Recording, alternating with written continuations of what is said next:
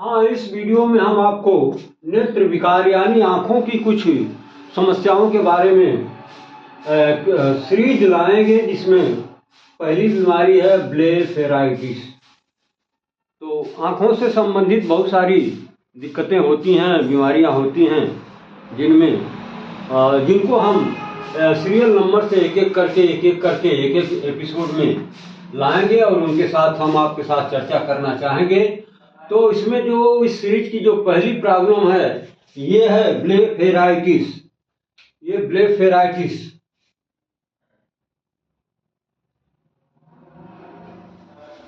Blepharitis क्या है? तो पलकों आई लिड्स के किनारों पर, margin of the eye lids के किनारों पर इन्फ्लेमेशन हो जाता है, स्वेलिंग हो जाती है, सूजन हो जाती है। ऐसा क्यों होता है? इन्फ्लेमेशन जैसा कि आप जानते हैं तभी होता है जब किसी तरह का कहीं इन्फेक्शन पैदा होता है, तो वहाँ पर इन्फ्लेमेशन होना स्वाभाविक बात है। तो वैसे ही यहाँ पर भी आई लिड्स के किनारों पर इन्फेक्शन हो जाता है और इन्फेक्शन के वजह से यहाँ पर इन्फ्लेमेशन हो जाता है। इससे आंखों में बहुत सारी दिक्कतें पैदा हो जाती हैं। इसी को कहते हैं ब्लेफेराइटिस, यानी आंखों के पलकों के किनारों पर, आई लिड्स के मार्जिन्स पर इन्फ्लेमेशन का हो जाना, सूजन का हो जाना। इसमें कारण बताए गए हैं। एक पहला कारण जो सबसे प्रमुख बताया गया है वो है स्ट्रेप्टोकोक्काई बैक्टीरिया। इसका कारण एक बैक्टीरिया बताया गया है जिसका नाम है स्ट्रेप्टोकोक्काई। जब यह ग्राम नेगेटिव ग्रुप की बैक्टीरिया है, जब इसका इन्फेक्शन यहाँ पर होता है तो फिर परिणाम वही होता है ब्लेफेराइटिस, यानी पलकों के किनारों पर स्वेलिंग हो जाती है। दूसरा इसका जो कारण बताया गया है वो है सीबोरिक डर्मेटाइटिस। ये सीबोरिक डर्मेटाइटिस क्या है? डर्मेटाइटिस का मतलब तो आप समझते होंगे, डर्म माने स्किन और आइटिस उसमें लगा है, मतलब स्किन में इन्फ्लेमेशन। कहाँ, क्यों, कैसे? तो सीबोरिक एक सिबेशियस ग्लैंड होती है हमारे बॉडी में, जिसका काम है एक तरह का सिक्रीशन पैदा करना, उत्पन्न करना। उस सिक्रीशन की विशेषता क्या है? वो ऑयली नेचर होता है, वो तैलीय होता है। और तैलीय चीजें आप जानते हैं कि अगर स्किन पर लगाई जाए तो स्किन पर स्मूथनेस पैदा करती हैं। तो इसके वजह से जब इसमें अगर इन्फ्लेमेशन होता है, कोई डिसऑर्डर होता है सिबेशियस ग्लैंड में, तो वहाँ की जो लोकेलिटी में स्किन होती है वहाँ पर इन्फ्लेमेशन हो जाता है, क्रैकनेस हो जाता है, फटन हो जाती है। ये तमाम दिक्कतें होती हैं। तो इन ग्लैंड्स के, और ये जो सिबेशियस ग्लैंड है यह पाने को तो पूरी बॉडी में पाई जाती है, लेकिन जो हेयर फॉलिकल्स होते हैं, जहाँ बाल की जड़ होती है, वहाँ पर ये बहुत डेंसिटी में पाई जाती हैं। और इनमें जब कोई डिसऑर्डर होता है, कोई इन्फेक्शन होता है या कोई पैथोलॉजी डेवलप करती है, तो फिर सीबा का सिक्रीशन डिस्टर्ब हो जाता है। रिजल्ट क्या होता है? स्किन पर क्रैकनेस होगी, स्वेलिंग होगी। तो ये तमाम कारण इसके बताए गए हैं। सीबोरिक डर्मेटाइटिस के वजह से क्या हो सकता है? ब्लेफेराइटिस की प्रॉब्लम हो सकती है।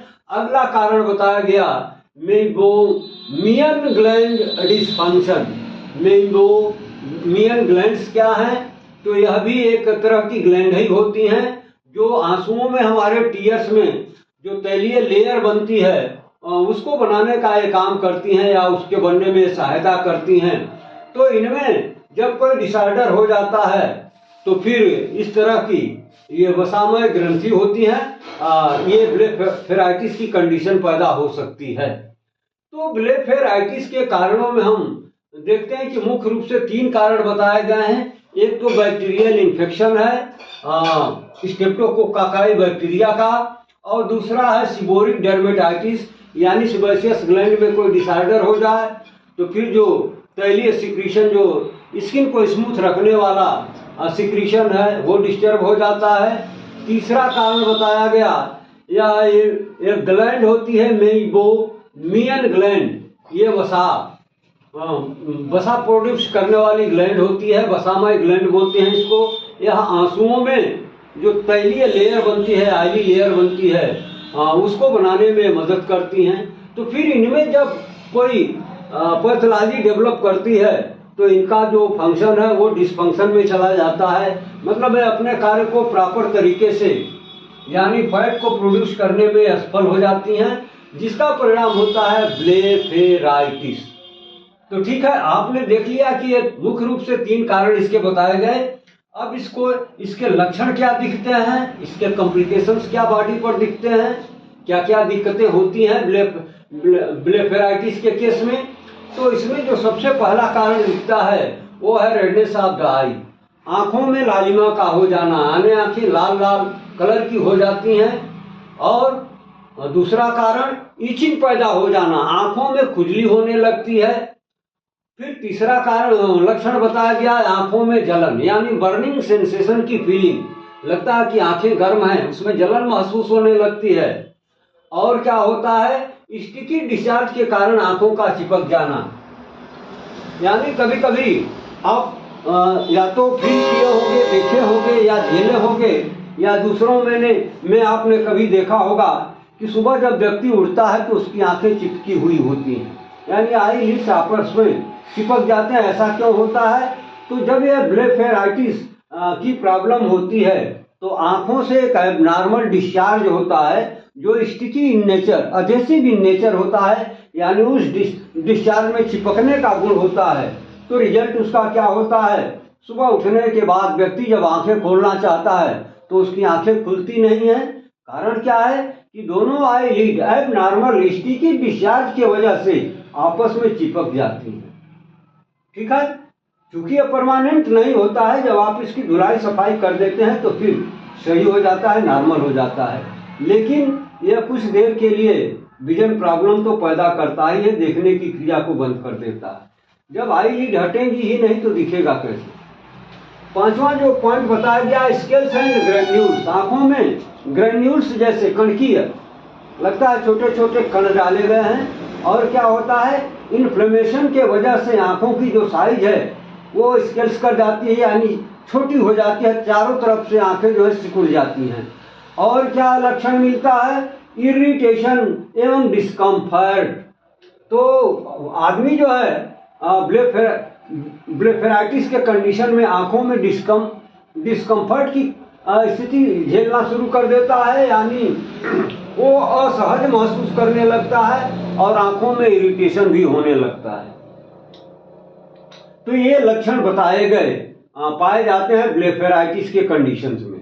अब इसकी डायग्नोसिस आप कैसे करेंगे कि हाँ वास्तव में ब्लेफेराइटिस की ही प्रॉब्लम है, तो इसके लिए हम किसी बहुत पैथोलॉजी के शरण में नहीं जाते हैं, कोई बहुत टेस्ट पैथोलॉजिकल नहीं कराते हैं, बल्कि इनके लक्षणों के आधार पर ही हम ये तय कर लेते हैं कि अगर ये लक्षण एक व्यक्ति में दिख रहे हैं और खास तौर से एक साथ अगर दिखते हैं तो कंफर्म मान लीजिए कि ये ब्लेफेराइटिस की कंडीशन है, और बिना किसी पैथोलॉजिकल इन्वेस्टिगेशन के आधार पर आप ये डायग्नोसिस बना लेते हैं कि ये ब्लेफेराइटिस की प्रॉब्लम है। अब अगर ये प्रॉब्लम हो ही गई है, ये डायग्नोसिस हो ही गया कि ये प्रॉब्लम ब्लेफेराइटिस ही है, तो फिर इसके ट्रीटमेंट में आपको क्या क्या उपाय करने चाहिए, क्या क्या ट्रीटमेंट लेना चाहिए जिससे इससे पीड़ित व्यक्ति को आराम मिल सके। तो सबसे पहले जो उपाय बताया गया वो है आई लिड्स की हाइजीन मेंटेन करना, यानी आई लिड्स की जो प्रॉपर देख रेख साफ सफाई, इसको हेल्दी रखने की कंडीशंस को हमें मेंटेन करना चाहिए। और दूसरा क्या करना चाहिए, गर्म वाटर की एप्लीकेशन भी आप कर सकते हैं, इससे व्यक्ति को लाभ मिल सकता है। तीसरे में जो बताया गया वो है आई लीड्स की मसाज। जी हाँ, ये जैसे आप पूरे बॉडी की मसाज करते हैं तो आपको रेस्ट मिल जाता है, आराम मिल जाता है, उसी तरीके से आई लीड्स को अगर आप स्लो मोशन में हल्के हाथों से जेंटल मसाज कर सकते हैं तो उसको आराम मिलेगा। और क्या कर सकते हैं, मॉइस्ट कॉटन स्वैब की सहायता से आई लिड्स की सफाई करना। ये कॉटन का स्वैब बनाइए, फाहा बनाइए, और हल्का फुल्का अगर वो मॉइस्चर्ड है तो उसकी सहायता से आई लिड्स की आपको हल्की हल्की सफाई करने से ब्लेफेराइटिस के पेशेंट को काफ़ी लाभ मिलता है। अगला जो ट्रीटमेंट में बताया गया वो है कार्टिकोस्टेरॉइड जैसे डेक्सामेथासोन का प्रयोग। यह डेक्सामेथासोन एक कार्टिसोन होता है जिसके बहुत सारे आई ड्रॉप्स आते हैं और बहुत सारे एंटीबायोटिक्स के साथ कॉम्बिनेशन में भी यह डेक्सामेथासोन का कॉम्बिनेशन आप देखेंगे। तो ये ब्लेफेराइटिस के कंडीशन में डेक्सामेथासोन के आई ड्रॉप का यदि आप यूज करते हैं तो पीड़ित व्यक्ति को काफ़ी लाभ मिलता है, राहत मिलती है। और क्या करेंगे, ब्लेफेराइटिस के कारण सीबोरिक डर्मेटाइटिस का उपचार उचित तरीके से करें। ये जो कारण में बताया गया था आपको सीबोरिक डर्मेटाइटिस, तो ये सीबोरिक डर्मेटाइटिस ब्लेफेराइटिस के कंडीशन में होता है।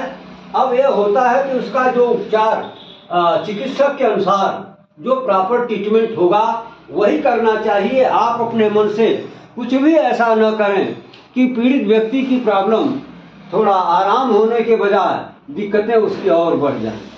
तो बिना डॉक्टर के सलाह के कोई उपचार न करें। खास तौर से सीबोरिक डर्मेटाइटिस के केस में डॉक्टर से सलाह लेकर के ही उसका जो प्रॉपर ट्रीटमेंट वो बताते हैं उसे आपको फॉलो करना चाहिए।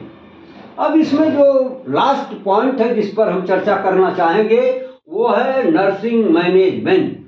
ब्लेफेराइटिस के पेशेंट की केयर करने वाले हेल्थ वर्कर या नर्स को क्या क्या जानकारी रख करके ब्लेफेराइटिस के पेशेंट की सहायता करनी चाहिए, केयर करना चाहिए। तो इसमें पहला पॉइंट बताया गया कि एक नर्स को सबसे पहले इस बात का निर्धारण करना चाहिए कि उस ब्लेफेराइटिस के से पीड़ित व्यक्ति का जनरल हेल्थ क्या है, यानी उसके बॉडी का और स्वास्थ्य का लेवल क्या है, उसे कहीं और कोई प्रॉब्लम भी तो नहीं है। तो उसके जो वाइटल साइनस हैं उन पर भी उसको ध्यान देना चाहिए। वाइटल साइनस जैसे उसका रेस्पिरेशन रेट क्या है, हार्ट रेट क्या है, उसका टेम्परेचर क्या है, ये तमाम जो वाइटल साइन हैं इनको केयर करने के साथ साथ उसके जनरल हेल्थ की भी गहनता से जांच करके ही तो फिर अगला कोई स्टेप लेना चाहिए या कोई ट्रीटमेंट देना चाहिए।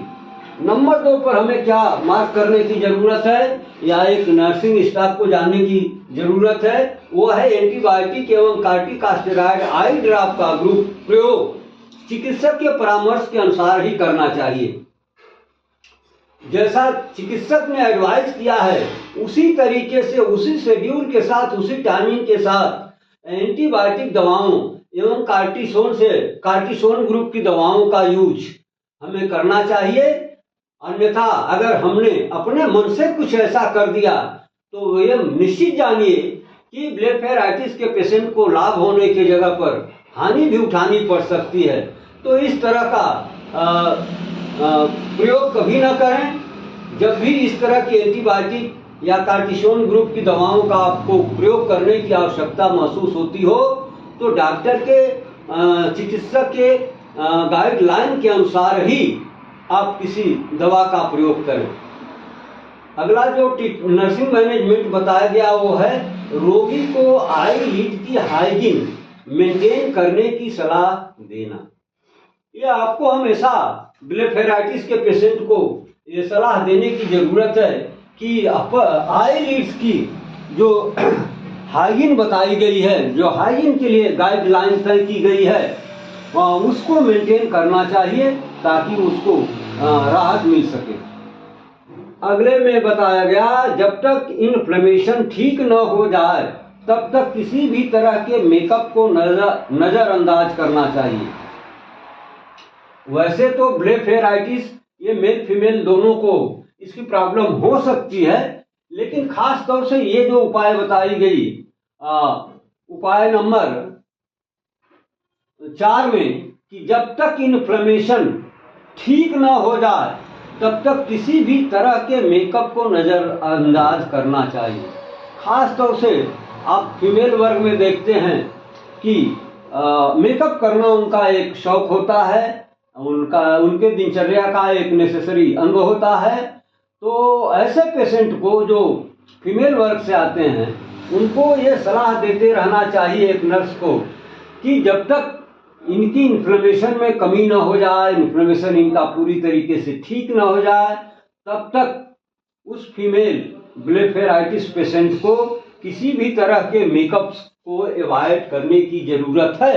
अन्यथा मेकअप के सामान में या जो कॉस्मेटिक्स यूज करते हैं उनमें तमाम तरह के केमिकल्स का प्रयोग किया जाता है, उनको बनाने में इनका उपयोग किया जाता है और पता लगा कि उन केमिकल के वजह से ब्लेफेराइटिस के प्रॉब्लम में कुछ और बढ़ोतरी हो गई और व्यक्ति आराम पाने के जगह काफी मुश्किल में फंस गया। तो खास तौर से फीमेल पेशेंट के केस में एक नर्स की ये ड्यूटी बनती है कि वो उसको ये ताकीद करे, उसको ये सलाह दे कि जब तक ये प्रॉब्लम ठीक नहीं हो जाती है, उसका इन्फ्लेमेशन पूरी तरीके से ठीक नहीं हो जाता है, समाप्त नहीं हो जाता है, तब तक वो किसी भी तरह के आई के मेकअप को नज़रअंदाज करे, अवॉइड करे और उससे बचे। और क्या करना चाहिए? तो गर्म पानी शोषित फनेल पीस की सहायता से आंखें बंद कर सिकाई करें, फिर बंद आंखों के ऊपर हल्के हाथों से रबिंग करें। इसके बाद बेबी शैम्पू या कोल्ड वाटर से आई लिड के ऊपर जमा पपड़ी को हटाने के लिए हल्के हाथों से सफाई करना चाहिए। इस पॉइंट में बताया गया है कि यह फनेल पीस एक डिवाइस होती है जो गर्म पानी में डालने पर उसको एब्जॉर्ब करती है। तो ऐसे उसको पहले तैयार करें, इसके बाद रोगी की आंखों को बंद करिए और धीरे धीरे उसकी सिकाई करिए, फिर बंद आंखों के ऊपर हल्के हाथों से रबिंग करिए, मालिश करिए। इसके बाद क्या करेंगे? बेबी शैम्पू या कोल्ड वाटर से आई लिड के ऊपर ये जो रस्ट जमा हो जाती है उसको पपड़ी को हटाने के लिए हल्के हाथों से धीरे धीरे उसकी क्लीनिजिंग करनी चाहिए, सफाई करनी चाहिए। और लास्ट में और छठवां पॉइंट बताया गया कि रोगी को मनोवैज्ञानिक सपोर्ट देने एवं इस बीमारी के कारण, लक्षण एवं प्रॉपर ट्रीटमेंट के बारे में पर्याप्त जानकारी प्रदान करनी चाहिए। देखिए, मनोवैज्ञानिक सपोर्ट तो किसी भी तरह से कहीं से भी हानिकारक होता नहीं है। वो किसी भी कंडीशन में और जीवन के किसी भी फील्ड में, खास तौर से रोगों की दुनिया में, अगर किसी पीड़ित व्यक्ति को, किसी रोगी व्यक्ति को आप मानसिक मेंटल सपोर्ट देते हैं तो उसका जब मनोबल बढ़ता है तो उसके हीलिंग में काफ़ी इजीनेस होता है, प्रोग्रेस देखने को मिलता है। तो सारी दवाएं एक तरफ और ये मनोवैज्ञानिक सपोर्ट एक तरफ। तो ये नर्स की ड्यूटी बनती है कि अपने पेशेंट को, यानी ब्लेफेराइटिस के पेशेंट को वो मानसिक सपोर्ट दे, रिश्योर करे कि आप जल्द ठीक हो जाओगे, आपकी आंखें गड़बड़ नहीं होगी और ऐसे लाभ मिल जाएगा, डॉक्टर ने दवा अच्छा दिया। तो ये तमाम तरह के उपायों से उसके मेंटल स्टेटस को स्ट्रांग करना चाहिए, उसको साइकोलॉजिकल सपोर्ट देने के बारे में सोचना चाहिए, देते रहना चाहिए। इसके साथ ही ब्लेफेराइटिस के कारणों, लक्षणों एवं इसके प्रॉपर ट्रीटमेंट के बारे में भी रोगी को विस्तृत जानकारी देनी चाहिए ताकि वो मानसिक रूप से संतुष्ट हो जाए, तो फिर उसे आराम होने में काफ़ी सहूलियत मिलती है। तो ये रहा ब्लेफेराइटिस, आँख की एक अहम प्रॉब्लम जो हो जाने पर काफ़ी दिक्कतें पैदा कर सकती है। आइए एक बार इसको हम रिवाइज कर लेते हैं। ब्लेफेराइटिस क्या है? तो पलकों के किनारों पर होने वाली सूजन को हम नाम देते हैं ब्लेफेराइटिस। ब्लेफेराइटिस यूं ही नहीं हो जाती है, इसमें कुछ कारण अवश्य होते हैं। कारणों के बारे में बताया गया कि एक बैक्टीरियल इन्फेक्शन से भी हो सकता है, उस बैक्टीरिया का नाम है स्ट्रेप्टोकोकाई बैक्टीरिया। और कैसे हो सकता है? तो सीबोरिक डर्मेटाइटिस के वजह से भी ये ब्लेफेराइटिस की कंडीशन पैदा हो जाती है। तीसरा कारण बताया गया कि मेइबोमियन ग्लैंड के डिस्फंक्शन से, जब उसमें कोई डिसऑर्डर हो जाता है तो ये वसा में जो ग्रंथियां हैं इनका काम डिस्टर्ब हो जाता है, इसके वजह से भी ब्लेफेराइटिस की प्रॉब्लम हो सकती है। अब ये ब्लेफेराइटिस में क्या क्या लक्षण देखने को मिलते हैं? तो सबसे पहला लक्षण मिलता है रेडनेस इन द आई, आंखों में लालिमा का हो जाना, आंखें लाल लाल हो जाती हैं, उसमें इचिंग होने लगती है, खुजली होने लगती है, बर्निंग सेंसेशन यानी जलन की अनुभूति होने लगती है। स्टिकी डिस्चार्ज के कारण आंखों का ये नॉर्मल डिस्चार्जेज होते हैं जिससे आंखें ये दोनों पलकें जो हैं आपस में चिपक जाती हैं और क्या होता है, सूजन की वजह से स्केल्स एंड ग्रेन्यूल्स, लगता है आंखों में छोटे छोटे कण डाल दिए गए हैं और आंखें जो है चारों तरफ से स्केल्स हो जाती हैं, सिकुड़ जाती हैं, यानी उसकी साइज छोटी हो जाती है। और क्या होता है, इरिटेशन एवं डिस्कम्फर्ट, आंखें जो है डिस्कम्फर्ट जोन में चली जाती हैं, यानी उसका ईजीनेस समाप्त हो जाता है और उसमें इरिटेशन होने लगता है। डायग्नोसिस आप कैसे करेंगे कि यह ब्लेफेराइटिस ही है, क्योंकि आंखों में भी बहुत सारी प्रॉब्लम होती हैं, तो उनको अलग अलग क्लासिफाई करने के लिए हमें डायग्नोसिस बनानी पड़ती है। तो डायग्नोसिस के आधार क्या हो सकते हैं, तो सबसे पहले हम रोगी के लक्षणों के आधार पर, यानी रोगी में एट प्रेजेंट जो लक्षण दिख रहे हैं, अगर ये सारे लक्षण एक समय में एक ही व्यक्ति में दिखते हैं तो निश्चित रूप से मानिए वो ब्लेफेराइटिस की ही प्रॉब्लम है, कोई और नहीं। अब यह डायग्नोसिस बन ही गई कि यह ब्लेफेराइटिस ही है, तो फिर हमें उसके अकॉर्डिंग उस पेशेंट को राहत देने के लिए कुछ ट्रीटमेंट तो देना ही पड़ेगा। तो आइए, जो पहला ट्रीटमेंट हम देते हैं वो है आई लिड्स की हाइजीन मेंटेन करना, यानी आई लिड को हेल्दी रखने के लिए, नॉर्मल रखने के लिए आई लिड के लिए जो प्रॉपर कंडीशंस बताई गई हैं हाइजीन की, उसको मेंटेन करना चाहिए। दूसरा, गर्म वाटर से, गर्म हॉट फर्मेंटेशन से भी व्यक्ति को लाभ मिल सकता है। तीसरा है आई लिड्स की मसाज, धीरे धीरे जेंटली हाथों से, सॉफ्ट हाथों से उसकी मसाज भी आप कर सकते हैं आई लिड की। और चौथा बताया गया कि मॉइस्ट कॉटन स्वैब की, यानी नमी युक्त कॉटन का स्वैब बना करके उसकी सहायता से आई लिड की धीरे धीरे सफाई करें, ताकि उसमें जो अचड़ा कचरा आ गया है उसको साफ सफाई कर दिया जाए। और अगला उपाय बताया गया कि कार्टिकास्टेरॉइड और डेक्सामेथासोन, कार्टिकास्टेरॉइड जैसे डेक्सामेथासोन का उपयोग, यानी इसमें कार्टिसोन ग्रुप में ये जो डेक्सामेथासोन आता है, इसमें बहुत सारे कॉम्बिनेशन में भी इसको आप देखेंगे, सिंगल भी देखेंगे। इसका आई ड्रॉप ब्लेफेराइटिस के कंडीशन में काफ़ी लाभकारी माना जाता है, तो इसको भी आप यूज कर सकते हैं। और ब्लेफेराइटिस के कारण सीबोरिक डर्मेटाइटिस का उपचार उचित तरीके से करना चाहिए। अगर ब्लेफेराइटिस का कारण सीबोरिक डर्मेटाइटिस है तो इसके लिए फिर आप आई स्पेशलिस्ट या उचित व्यक्ति से, यानी चिकित्सक से सलाह लेकर के ही इसका आप प्रॉपर ट्रीटमेंट करें। अपने मन से किसी भी दवा का यूज करके उसको और मुश्किल में न डाल दें, तो ऐसा भूल कभी भी न करें।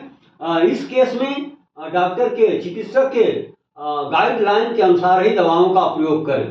अब आ जाइए नर्सिंग मैनेजमेंट में क्या करना चाहिए।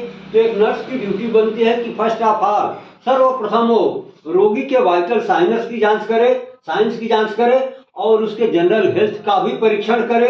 इसके बाद फिर वो सोचे कि ब्लेफेराइटिस में हमें क्या क्या ट्रीटमेंट देना चाहिए।